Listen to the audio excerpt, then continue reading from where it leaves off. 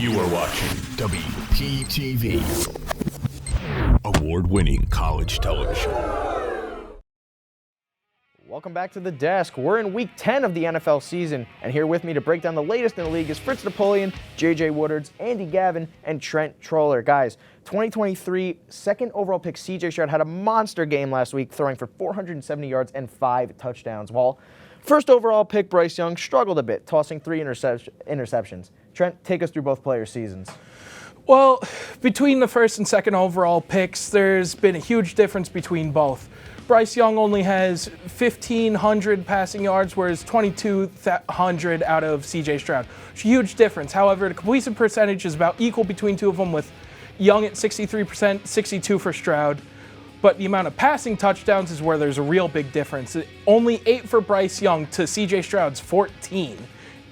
And then when it comes to interceptions, Bryce Young is just much more prone to turn the ball over compared to the one time Stroud has done it, and even then, it was questionable if it was even his fault. Yeah, I mean, we're at the point in the season where we can really start finding out who players are. It seems like CJ Stroud is legit. Trent, do you think, though, that the Carolina Panthers made a big mistake in not taking him with the first overall pick in this past draft? So, I just want to preface it with this.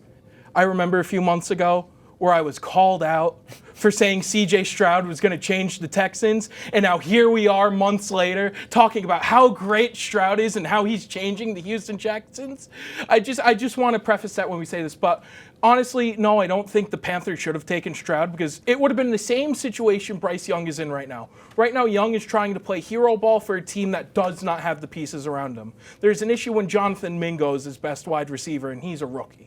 Absolutely. Fritz, do you think that the Panthers made a big-time mistake in 2023? Absolutely. I mean, regardless of that, I still think that C.J. Stroud was the most NFL-ready quarterback coming out of the draft last year. I mean, even looking at his statistics this year, 14 touchdowns to only 1 interception, right? He's making great decisions. He's making the best out of the weapons that he has. And look, when you get outplayed by Tyson Bagent, okay? When you get outplayed by him, is no question that your organization made a mistake with drafting you first overall. I mean, there's solid arguments for both sides. Andy, which side do you fall on? Tyson Bagent at least has more weapons than Bryce Young does. Bryce Young has Jonathan Mingo, okay, Terrence Marshall Jr., and Adam Thielen, and DJ Chark's out, Laviska Shenault Jr. is out. Frank Reich is not a good quarterback coach, nor a good head coach. And the Texans have DeMeco Ryans, very good coach. And C.J. Stroud, they have Nico Collins, Noah Brown, Dalton Schultz, Robert Woods. All these receivers are 10 times better than any player on the Panthers. So if you want to go off that, then we can go off the offensive line for the Panthers. It's just a bad situation that he's in. JJ, which side of the coin do you fall on here? I mean, the Panthers had to take C.J. Stroud at 1. It's just, they had to. But it's just another thing is, Trevor Lawrence wasn't good his first year, and he was the first overall pick. And he was in a bad situation when Urban Meyer was his coach. And that's basically kind of the same position Bryce Young is in. So, I mean, we got to talk about this question 3, 4 years down the line. That's a fair point. I mean, you can't really make a real determination on a player until his rookie contract is about expired. But while there have been some good rookies, there have been plenty of teams in the league that maybe don't deserve quite the hype they've gotten. Fritz, who do you think is the most fraudulent team in the NFL? Look, as a Jets fan, it brings me much joy to say this. It's the Dolphins, man. It's those Dolphins. Look, they sit at 6-3, but they only beat one team with a 500 or better record, and that was the Chargers. And we all know how we feel about the Chargers. They're just meh. Look, the wins that they do have, they sit at 6-3, but the wins that they do have, they beat the Patriots twice. They sit at 2-7. They beat the Panthers that are 1-8, and they beat the Broncos that are 3-5. Okay. Okay. I'm sorry, not too much in the Broncos, but they kind of suck, man.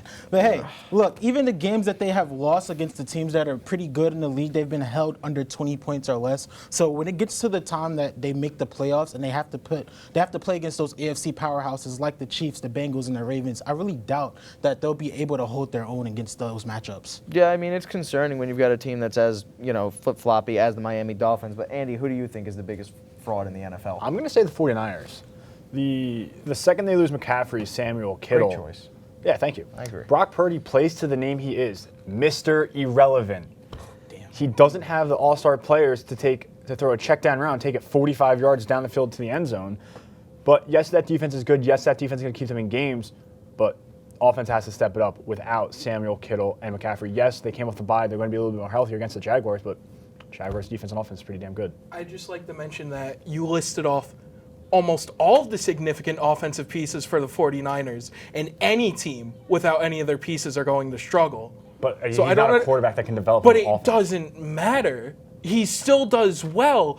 Any team. He does well? You see with other teams. He does well? If he doesn't have the pieces, he's not going to do well. That's any football team. Take Tyreek Hill away from Tua, and no one's talking about him. How did he do 2 weeks ago? Look. Argument for another time, gentlemen. But, JJ, who do you think is the biggest fraud in the NFL? Well, there always falls every year. The Cowboys, they just always get super hyped up. It's like they get this and then Them boys. they come crashing down every year. So it's going to be like that this year. Yeah, it seems to be a recurring theme. But, Trent, I mean, you were very passionate about the 49ers not being the biggest frauds. So who do you think are the biggest frauds Buffalo in the NFL? Bills.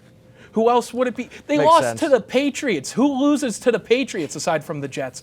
It's like they had their pieces, but then so many of their guys got hurt, like Matt Milano, Tre'Davious White. And then you expect Josh Allen to play hero ball whenever they're put in important situations when they actually need to win a game.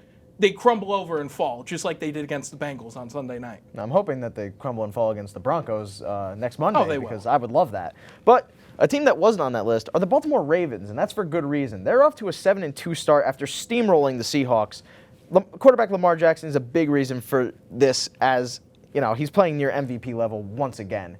JJ, take us through Lamar Jackson's season so far. Well, let's talk about my great team. Lamar Jackson, he has thrown 1,900 yards this year, passing touchdowns 9, to 3 interceptions, and his QB rating is at 63. And he's just been so good this year. Not good for fantasy, but good for football. Yeah, but there's a lot of things that Lamar Jackson does very, very well. JJ, staying with you, I mean, you should know better than anyone else. What makes Lamar Jackson such a great player? His poise. I mean, he's anytime the Ravens have him, we can win. We're gonna win every game, any game. I mean, he's 56-23 as a starter. We already know his NFC record his record against the NFC. He's just a great quarterback, and he needs to show up in the playoffs, though. But he will. Yeah, I mean, the Ravens are primed to make the playoffs right now if they continue the start they've been on. Trent, what do you think makes Lamar Jackson such a great player? I mean, it's not to say something against Lamar Jackson and his skill, but I think having Todd Monken as your offensive coordinator is a huge deal in helping him out. Monken puts together a playbook that really plays to Lamar's strengths, and I think the two of them just work as a pair extremely well. That's allowing Lamar to have this almost arguably second MVP season. Yeah, I mean, that's the reason that the Ravens hired Monken and fired Greg Roman, is because Greg Roman was just abysmal at playing to Lamar Jackson's strengths, and Monken's been off to a great start with the Baltimore Ravens. Fritz, what makes Lamar Jackson such a great quarterback? One thing that I definitely seen him improve a lot this year is his pocket presence. I mean, I feel a lot of the times in the past he's been using his running as a crutch. Okay, he resorts to that at the first sight of any trouble in the pocket, but this year he's been a lot more decisive with his running and been able to, manipulate the pocket, make sure to extend plays, use his legs to extend drives and extend plays instead of running to try to get that first down. Like Trent said, having Monken actually scheme players open definitely makes his job a lot easier, but the fact that he's just not looking to run for the first down and he's actually extending plays definitely makes this offense and this year for him one of the best that he's had so far. Andy, Gavin, I hope you're a huge Lamar Jackson fan like I am, but what do you think makes him so great? Let's piggyback off what Fritz said, his elusiveness, his ability to escape under pressure, extend plays, and he can escape pressure and still throw it downfield. People talk about Mahomes magic. Let's talk about limitless Lamar. Ooh, yeah, I like that. He Russell Wilson has that trademark though. Limitless. Yeah, limitless. Limitless. Never heard that. Really? Don't care enough. Russ is nothing to me. I hate you. I hate you too. But I mean, as we know, Lamar can do it with his legs. He can pass. He's so good at throwing the deep ball, and that's not talked about enough. If he needs to air it out, you have Zay Flowers, you have someone like Odell. He can air it out to you. Absolutely, Can I but just say I love that we're talking about the Ravens right now? I'm sure you do. Oh my God, we're talking so good about them. Usually when we talk about my favorite team, it's just negative. So it must feel good. Win something. Okay, Mr. Jets fan. Yeah. 1967. Okay. Still won something. So did we. We have 3 Super Bowl victories. Yeah, but you complain about as if your wait has been so long. I mean, It's not that's even true. been a decade. Yeah, that's true. I mean, the Jets are going to be a mediocrity forever, so sorry, Phritz. But finally, we're bringing back a Sports Desk classic, game picks from the guys here on Sports Desk. Before we get into that, Andy, what matchup do we have for today? Well, Jaguars, 49ers, and we take the look here at the stats. You look at points per game, 27.3 for the 49ers, 24.1 for the Jaguars. Points allowed per game, 17.5, 19.5. Yards per game, 387.8 yards. Half of that's Deebo Samuel. And then 357 yards for the Jaguars. And look at the turnovers per game, average about 1 or 2 a game. But a 5-3 49ers taking on a 6-2 Jaguars. That's going to be an interesting game.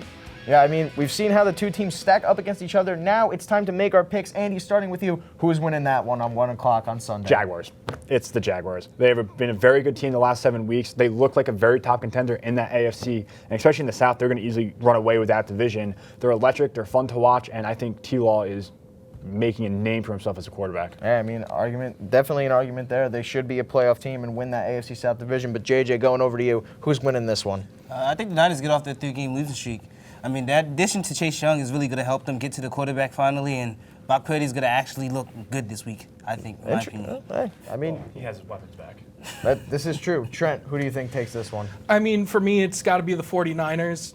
They're just, a lot of their guys are coming back from injury, and just in general, when we see all their guys on the field, they're a good team. And I just don't have faith in Jacksonville because at the end of the day, it's Jacksonville. It's like, when have they really proven themselves this season?